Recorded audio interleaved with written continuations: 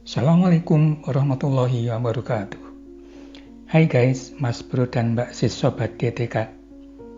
Selamat berjumpa dengan saya, Bang TJ di channel kita DTK alias Dunia Teknik Kimia. Di channel ini kita bakalan ngebahas mengenai topik-topik menarik di bidang teknik kimia, berupa kasus-kasus atau fenomena yang terjadi dan juga software aplikasi untuk teknik kimia.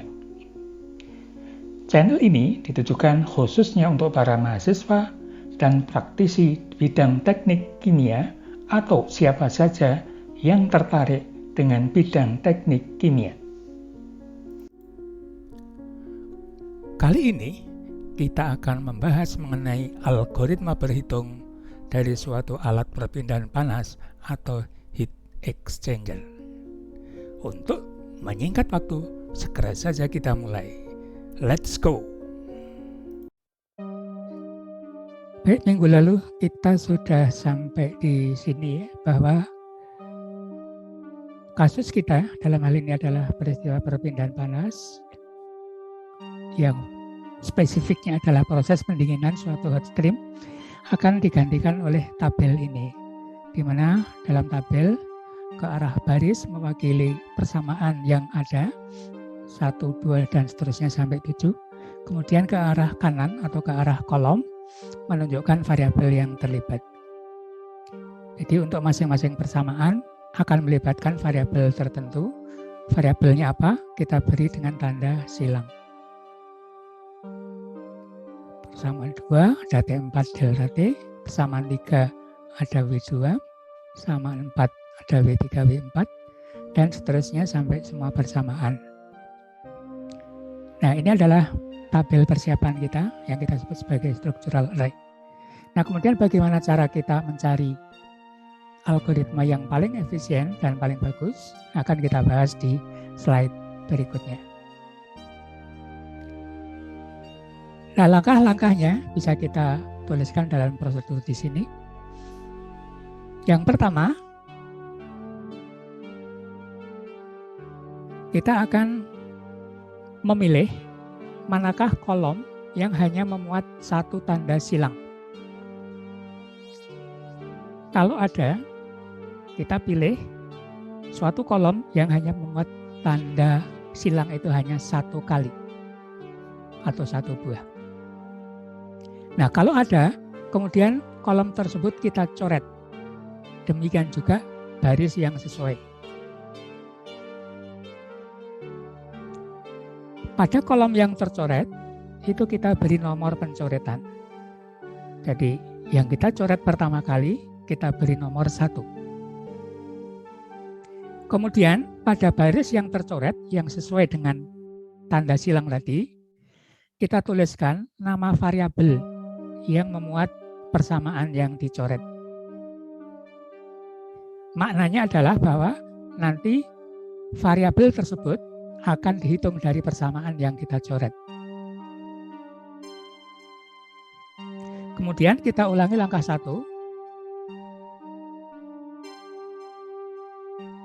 Cari kolom yang hanya mengandung satu tanda silang. Kemudian kita coret kolomnya, kita coret baris yang sesuai. Pada kolom yang tercoret kita beri nomor 2, dan seterusnya. Kemudian pada baris yang tercoret, kita tulis nama variabel yang memuat tanda silang yang kita coret. Demikian diulang-ulang sampai tidak ada lagi kolom yang bisa kita coret atau persamaannya sudah habis tercoret. Nah, kolom yang tidak tercoret itu akan menunjukkan sebagai desain variabel. Jadi kolom-kolom yang tidak tercoret, yang masih utuh, tidak ada pencoretannya, dia merupakan desain variabel yang bisa bebas kita pilih. Nah, selanjutnya, urutan berhitung dilakukan secara terbalik dari urutan pencoretan. Yakni apa? Yang tercoret terakhir akan kita hitung pertama kali, Sedangkan yang tercoret pertama kali akan kita hitung yang terakhir kali. Nah, untuk kasus-kasus tertentu, biasanya kasus sederhana, kita akan selesai sampai pada level 7. Tetapi untuk kasus yang lebih rumit, biasanya pada level 7 ini kita belum selesai. Nah, kalau halnya demikian, maka kita akan masuk ke level berikutnya. Kalau ada persamaan yang tidak tercoret, artinya ketika kita memilih kolom yang hanya memuat satu tanda silang, kok tidak ada, sementara persamaan masih ada, maka itu nanti akan menunjukkan adanya arus recycle. Yakni maknanya akan ada persamaan tertentu yang harus diselesaikan secara serentak. Atau dalam bahasa lain, karena akan ada arus recycle, berarti kita harus melakukan perhitungan trial error. Itu nanti. Tapi kalau kasusnya sederhana, biasanya kita akan berhenti sampai level 7. Ya, coba sekarang kita implementasikan pada tabel kita. Di sini kita akan melakukan pencoretan-pencoretan untuk mencari algoritma berhitung.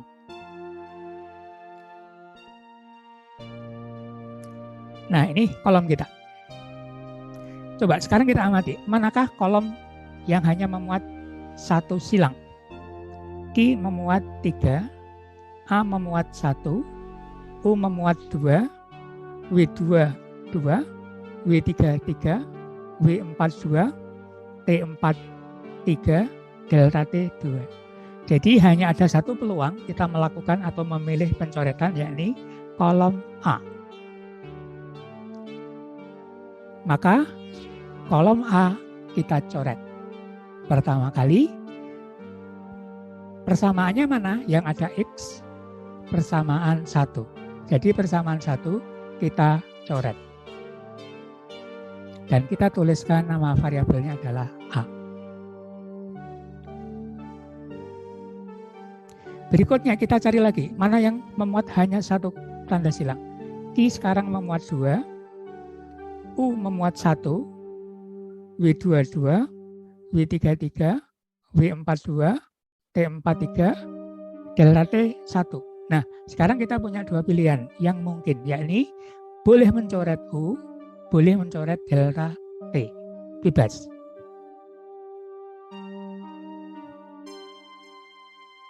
Boleh memilih salah satu secara bebas.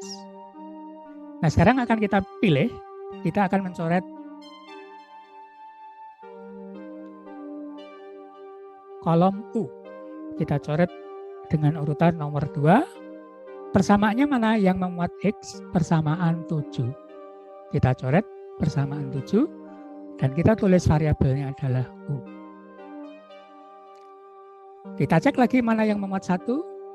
Q-nya masih 2, W2-nya tinggal 1, W3 masih 2, W4 tinggal 1, delta T 1. Kita boleh mencoret W2 boleh, W4 boleh, delta T boleh, bebas. Nah, misalnya kita akan mencoret delta T. Kita coret urutan ketiga. Persamaannya dari persamaan mana? Yang ada X-nya berarti persamaan 2. Kita tulis variabelnya delta T. Berikutnya kita cari lagi. Ini masih 2, W2-nya 1, W4-nya 1. Ya, kita boleh mencoret W2 atau W4. Bebas. T4 juga tinggal 1, boleh dipilih. Jadi kita punya kebebasan memilih di antara 3. Kita coret sekarang misalnya, kita pilih W2, pencoretan keempat. Dari persamaan mana? Persamaan 3, karena ada di persamaan 3. Variabelnya adalah W2.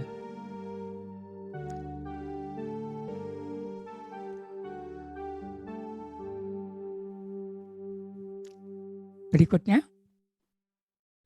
di sini 2, 2, 1, 1. Boleh dipilih W4 atau T4. Kita pilih W4, pencoretan kelima dari persamaan 4.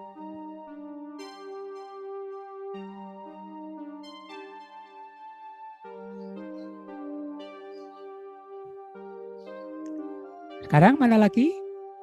Di sini T-nya masih 2, W3-nya 1, T4-nya 1. Kita boleh memilih antara W3 atau T4. Nah, kita pilih T4. Dari persamaan mana? Persamaan 6. Variabelnya adalah T4. Kita lanjutkan lagi. Mana yang belum tercoret? Sekarang Q tinggal 1. Berarti pilihan tinggal itu Q kita coret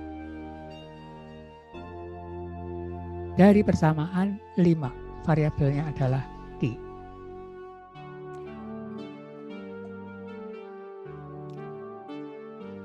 Nah, sekarang pencoretan sudah selesai dan menyisakan satu kolom yang tidak tercoret, yakni W3. Artinya, W3 merupakan desain variabel yang terbaik.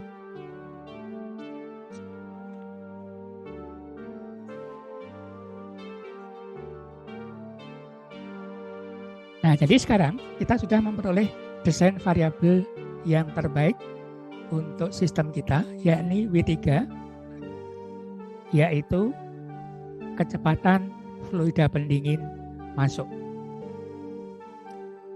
Maka variabel-variabel selainnya, yakni A, delta T, W2, W4, Q, T4, dan U nanti akan terhitung dari persamaan yang ada. Nah, urutan pencoretan sudah kita peroleh. Sekarang bagaimana urutan berhitung? Urutan berhitung kita buat secara terbalik dari urutan pencoretan. Yang tadinya kita coret pertama kali, nanti akan dihitung terakhir. Yang tadinya pencoretan terakhir kita lakukan, akan dihitung pertama kali. Sehingga kita urutan berhitungnya 1, 2, 3, 4, 5, 6, 7, maka kita mengambil pencoretan dari 7, 6, 5, 4, 3, 2, 1.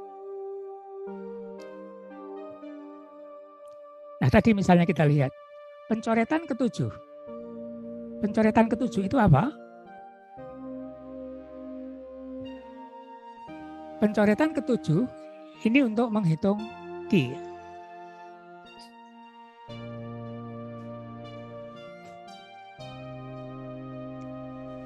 Mohon maaf, saya matikan ya video saya.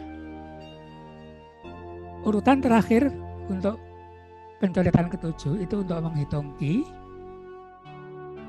dari persamaan mana? Dari persamaan 5. Maka dari persamaan, dari pencoretan terakhir akan kita hitung pertama kali untuk menghitung apa? Menghitung Q dari persamaan mana? Dari persamaan 5. Kalau begitu, perhitungan kedua, urutan kedua adalah pencoretan ke-6. Pencoretan ke-6 adalah untuk menghitung T4, dihitung dari persamaan 6. Maka berhitung kedua hasilnya adalah T4 menggunakan persamaan 6. Berikutnya, pencoretan sebelum 6 adalah 5. Pencoretan kelima untuk variabel W4 dari persamaan 4.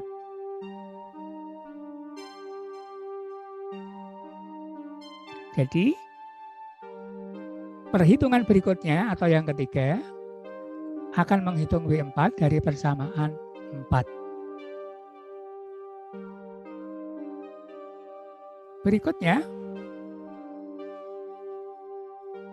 pencoretan keempat. Dia adalah untuk menghitung W2 dari persamaan 3. Maka, berhitung keempat akan menghitung W2 dari persamaan 3. Berikutnya pencoretan sebelumnya adalah pencoretan ketiga yang akan kita hitung dengan urutan nomor 5. Pencoretan ketiga mencoret delta T dari persamaan 2. Delta T dari persamaan 2. Berikutnya pencoretan kedua. Pencoretan kedua untuk menghitung U dari persamaan 7.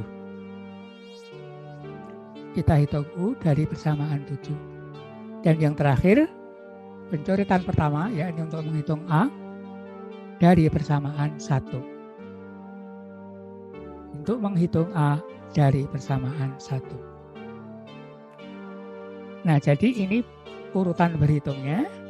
Kita mulai dari persamaan 5 untuk menghasilkan Q.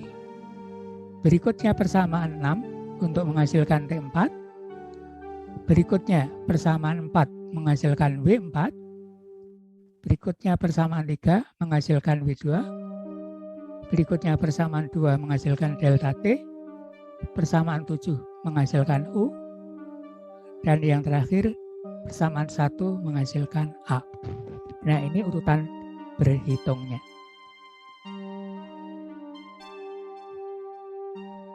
Kalau kita berangkat dari persamaan 5, maka Q bisa dihitung. Setelah itu, informasi yang available, yang sudah ada saat itu, akan bisa kita pakai untuk menghitung T4 dari persamaan 6. Setelah keluar dari persamaan 6, kita bisa menghitung persamaan 4 untuk menghitung W4, demikian seterusnya.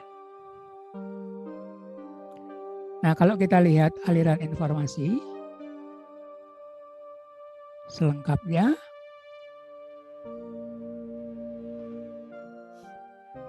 nah, persamaan 5 untuk menghitung Q, dia membutuhkan W1, T1, T2.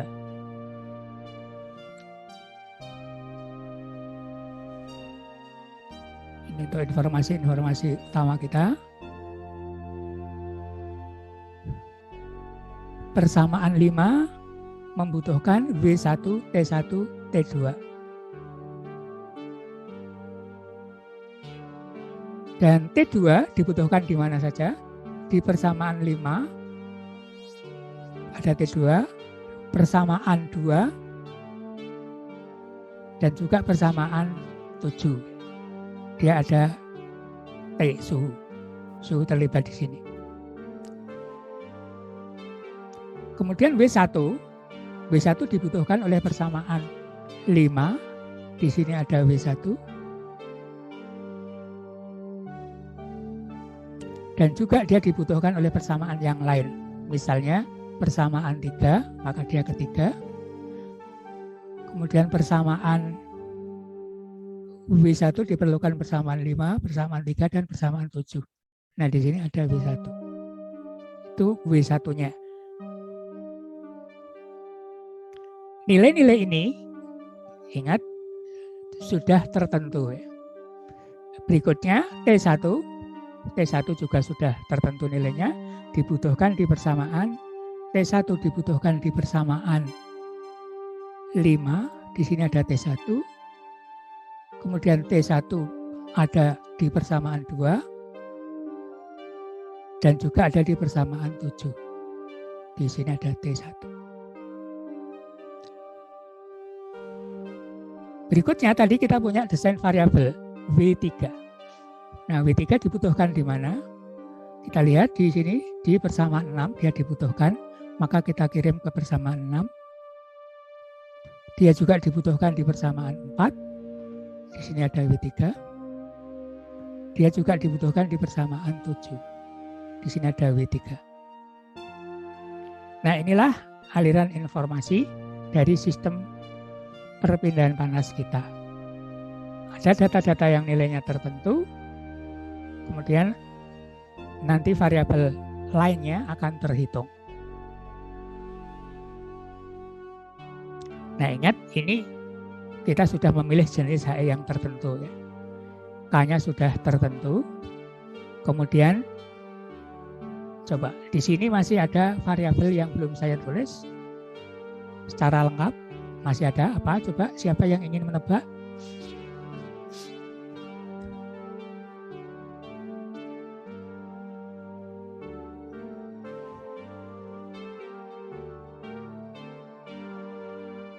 T3.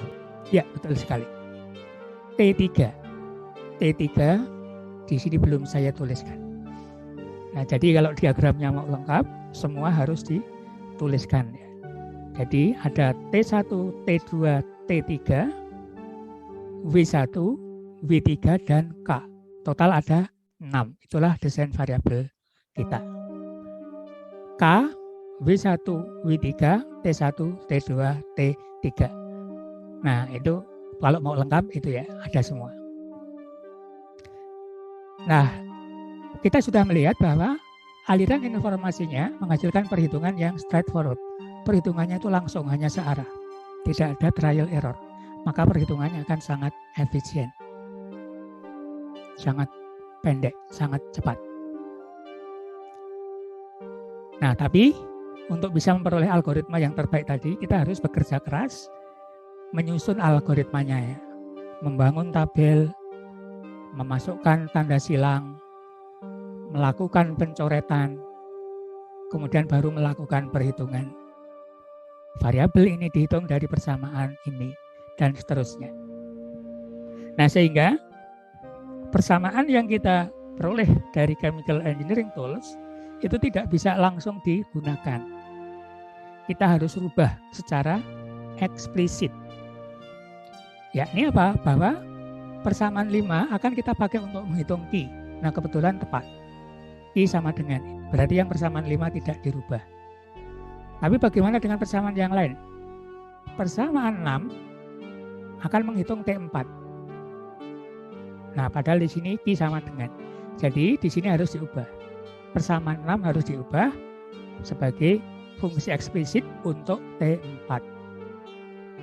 Persamaan 4 untuk menghitung W4. Nah, harus kita rubah. W4 sama dengan W3. Persamaan 3 untuk menghitung W2. Kita rubah. W2 sama dengan W1. Persamaan 2, delta T, kebetulan sudah sama, tidak ada yang berubah. Persamaan 1 ternyata untuk menghitung A. Jadi, persamaan 1 harus kita rubah sebagai A sama dengan. Nah, itulah persamaan yang harus kita buat. Jadi urutan program kita nanti, kita akan membuat programnya seperti ini. Pertama kita menghitung Q dari persamaan 5. Berikutnya kita menghitung T4 dari persamaan 6. Berikutnya menghitung W4 dari persamaan 4. Berikutnya menghitung W2 dari persamaan 3. Delta T dari persamaan 2, U dari persamaan 7, dan akhirnya A dari persamaan 1. Nah, dengan demikian, kasus sudah kita selesaikan sistem persamaannya.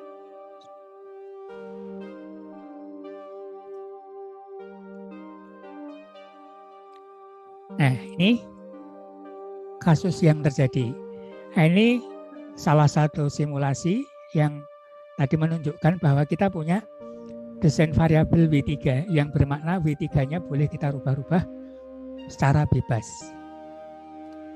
Nah, di sini pengaruh W3 saya sajikan sebagai perbandingan ya.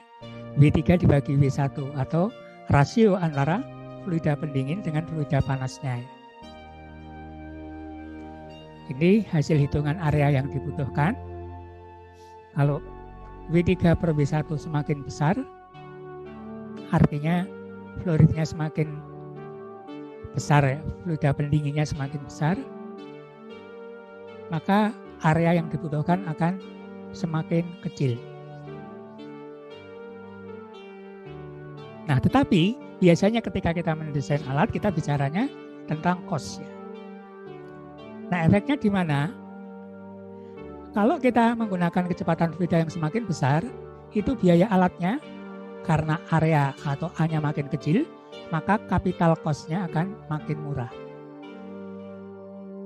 Ini saya ambil konstanta harga yang sembarang ya, hanya untuk melihat profilnya saja, kecenderungannya saja, tidak real.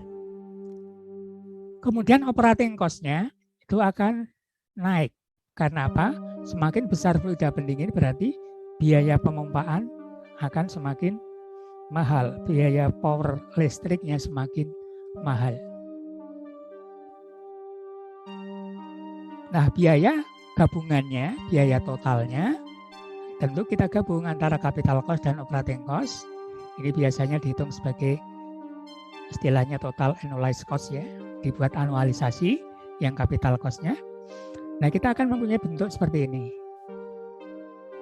Kalau kecepatan fluida pendinginnya terlalu kecil, kita akan bekerja di daerah yang mahal. Tapi kalau kita menggunakan fluida pendingin yang besar, juga kita akan bekerja di daerah yang mahal, akan semakin mahal, semakin naik. Nah, sebaiknya mana kita bekerja? Kita bekerja di daerah yang optimum.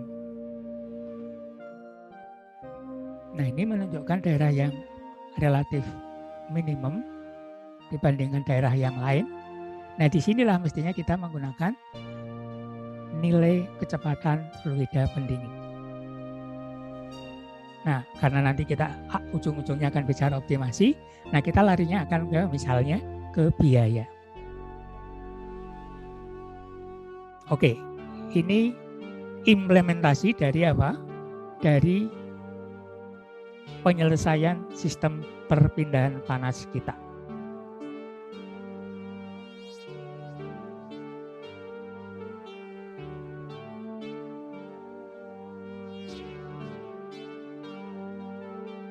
Nah, ini kalau kita buat programnya, ini adalah konstanta-konstanta dan variabel yang diketahui ya. V1 diketahui, T1 diketahui, T2 diketahui, T3 diketahui. Kemudian ini konstanta terkait biaya operasional, ini konstanta terkait biaya kapital. Ini kapasitas panas air, ini kapasitas panas hot stream-nya. Kemudian di sini ada A dan B, ini saya pakai untuk menghitung nilai U. U-nya sebagai fungsi dari flow rate. Misalnya ini saya umpamakan U-nya adalah suatu konstanta dikalikan W1 pangkat A dikalikan W3 pangkat B ya. Ini sebetulnya mewakili apa? Bilangan Reynolds. Kemudian suhunya tidak begitu berpengaruh terhadap U, kita anggap. Maka U hanya dipengaruhi oleh W1 dan W3. Kalau analisisnya detail, jelas dia dipengaruhi oleh suhu. Nah, coba saudara bandingkan ini persamaannya. Kita pertama kali menghitung Q. Terus menghitung T4, menghitung W4, menghitung W2, menghitung delta TLMTD, menghitung U, kemudian menghitung A. Nah, selanjutnya kita menghitung cost. W3 adalah desain variabelnya. Desain variabel W3 kita hitung dari perbandingan dengan apa? Dengan fluida panasnya W1. Jadi kita beri sesuatu konstanta K dikalikan dengan W1. Nah, kemudian K-nya nanti akan kita variasikan untuk memperoleh apa? Untuk memperoleh profil ini misalnya. Kita variasikan W3 per W1-nya untuk memperoleh profil dari luas yang dihasilkan dan juga profil biaya operasi. Nah, ini kita variasikan, maka kita menjalankan K sebagai satu vektor ya, dimulai dari 0,9 dengan step 0,15, kemudian diakhiri sampai 2.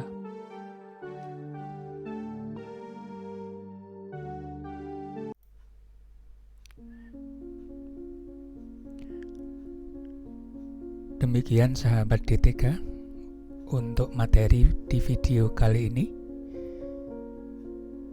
Kita akan melanjutkan pembahasan mengenai algoritma berhitung HE pada video berikutnya, dan sekaligus kita akan membahas algoritma berhitung STIL.